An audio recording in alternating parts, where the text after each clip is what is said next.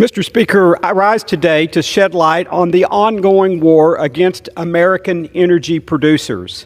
The Biden administration recently announced a pause on all pending non-free trade agreement export permit applications for liquefied natural gas export projects. This policy will no doubt have a negative impact on job growth, economic development, and energy exploration, but it will also empower America's adversaries. By curtailing our energy dominance in the natural gas sector, we're making our economy and the world more dependent on countries like Russia and Iran for energy production. For obvious reasons, we should want to do everything within our power to hinder, not help, their cash flow. But this is more than a strategic failure. It's also contrary to the goal of reducing carbon emissions. We know that American natural gas is cleaner than that of many other producers, especially Russia. In fact, our natural gas is 41% cleaner. The benefit of exporting more, not less, energy would remove hundreds of tons of emissions from entering the atmosphere, and it would also pose an economic benefit here at home. This isn't a problem just for the natural gas industry. All of America's energy producers, putting aside the renewable sector, have taken negative regulatory hits from the Biden administration, and we've seen energy prices soar as a result. On the campaign trail in 2019, then-candidate Biden vowed to end fossil fuels. This helps explain why he killed the Keystone XL pipeline on his first day in office. It also explains why he went on to put a moratorium on new oil and gas leases on public lands and raised taxes by nearly $150 billion on oil and gas producers. For those who don't remember, this anti-energy agenda resulted in the President of the United States begging OPEC to increase their supply. It's important to note that we were not just energy independent during the Trump administration. Mr. Speaker, we were energy dominant and a net oil exporter. Gas prices averaged just $2.39 per gallon the day President Biden was inaugurated. Today, the average is $3.15. But let's not forget, as a direct result of this anti-American energy agenda, gas prices reached an all-time high of $5 per gallon in June of 2022.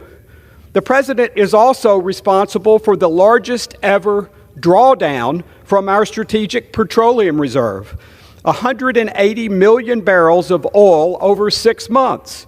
Our reserve is supposed to be used for adverse events like weather or national security emergencies, not to combat bad policy and harmful regulations from a misguided White House.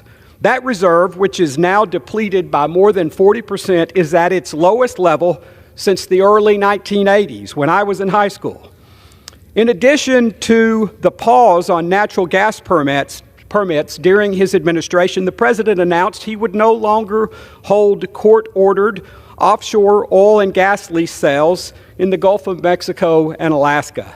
This assault on domestic energy producers destroys any incentive for investment, growth, and is going to continue to lead to price volatility at home and around the world. Hello, friends. Our lawmakers want to expand relief to more households across the United States.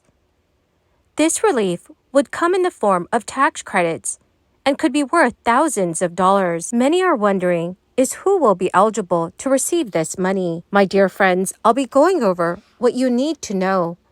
So please make sure that you watch until the end of this video. Also, this coming Friday and every Friday, I will be announcing several winners for the Walmart gift card giveaway. If you would like to enter these weekly giveaway, friends, do make sure that you click and like several of my videos and then comment below the keyword of each video that you watch. According to The Hill, millions of families stand to gain from changes to the federal child tax credit, included in a bipartisan bill passed by the House last week. Low-income families, especially those with multiple children, would be helped the most. A majority of families earning less than $21,000 a year would see a tax cut under the new provisions. Currently, the tax credit offers a break of up to $2,000 per child, with potentially $1,600 of that being refundable. The bill would incrementally raise the amount of the credit available as a refund, increasing it to $1,800 for 2023 tax returns, $1,900 for the following year, and $2,000 for 2025 tax returns. The bill will also adjust the top-line credit amount to temporarily grow at the rate of inflation. The bill keeps a threshold of a household having $2,500 in income to be eligible for the refundable child tax credit payment. It would not be a return to monthly payments, which were established in 2021 under the American Rescue Plan. In order to qualify, children must have a Social Security number and be an eligible dependent. Households would benefit and would see a tax cut of $680 in 2023. About half of U.S. households with incomes under $21,000 a year would see a tax cut. And the same is true for just under a quarter of households making less than $40,500 a year. But the bill would also benefit the top 1% of income earners, those making above $980,000 annually. Those households would see an after-tax income boost of $9,500 in 2023. Comparatively, households in the lowest income would see an after-tax gains averaging $60 in 2023. In total, just over 16% of Americans would have a lower tax bill as a result of these changes. According to The Hill, before Americans see any benefits from the new tax provisions, the bill has to be passed by the Senate first. Its fate there is still uncertain, with one Republican senator already signaling some in his party may be reluctant to give President Biden a victory. Senate Republicans are angry they were cut out of negotiations between Senate Finance Committee Chair Ron Wyden and House Ways and Committee Chair Jason Smith.